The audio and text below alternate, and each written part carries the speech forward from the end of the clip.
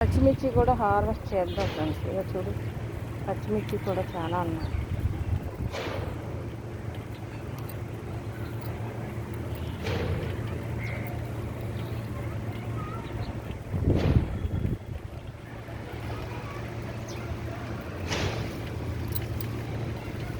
ఇక పండిపోతున్నాయి కూడా. ఇదిగో ముదిరిపోయి బాగా పండిపోతున్నాయి కూడా. సరే, ఎంత నీట్గా వచ్చాయి.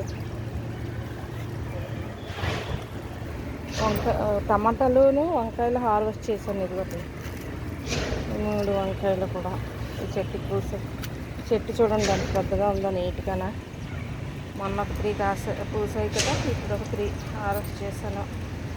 పుదీనా అయితే అసలుకి కాసింది ఫ్రెండ్స్. చూడండి ఇప్పుడు వచ్చింది పుదీనా, చాలా నీట్గా వచ్చింది.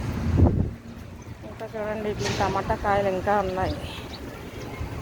ఫుల్ చెట్టు దగ్గర కాయ. ఇంకోటి విషయం తెలుసా, ఇవన్నీ చూడండి, తోటకూర ఎంత అందంగా వచ్చిందో.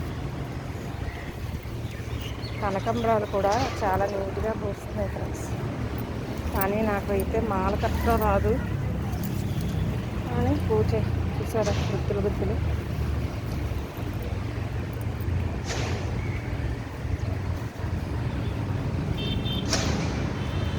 ఎండాకాలం కదా ఇది, మొక్కలకి నీళ్ళు ఇట్లా పోసేసి తర్వాత అన్ని చెట్లకు పోసిన తర్వాత ఇగో ఇట్లా డబ్బుతో పట్టుకొని ఇట్లా జల్లని ఇట్లా మొక్క అంతటిని తడిపితే చాలా నీట్గా వస్తుంది. ఎండాకాలం మొక్కలు కూడా సేఫ్గా ఉంటాయి, తాజాగా ఉన్నట్టు ఉంటాయి. మొన్న వేసాను వంకాయ సీడ్స్, అయితే వంకాయ సీడ్స్ వచ్చాయి. తర్వాత తోటకూర కూడా వచ్చేసింది అందులోనే. సీడ్స్ వేసించాను ఫ్రెండ్స్, వంకాయ సీడ్స్ వేసాను. చూడండి మొలకలు వచ్చాయి. ఈ పక్షులు ఒకటి చిన్నగా ఉన్నప్పుడు తినేస్తాయండి, అదే పెద్ద ప్రాబ్లం అయిపోతుంది.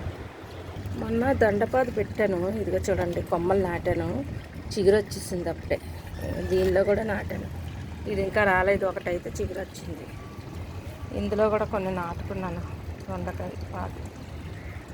ఇదిగో ఇది కూడా కొంచెం చిగురు వచ్చింది చూడండి, ఇట్లా చిగురు వస్తున్నాయి ఇప్పుడే. కానీ నార్మల్ది వైట్ మందార మాత్రం చాలా త్వరగా వచ్చేస్తుంది కొమ్మ పెట్టిన. చూడండి ఎంత గ్రీనిష్గా వచ్చిందో చక్కగా కొమ్మను పెట్టుకుంటే. బంతి ఫ్లవర్స్ ఇవి సీడ్స్ వదిలేస్తాను, ఇవి 2. ఈ కలర్ కూడా 2 సీడ్స్ వదిలేస్తారు ఫ్రెండ్స్, ముద్దు బంతి.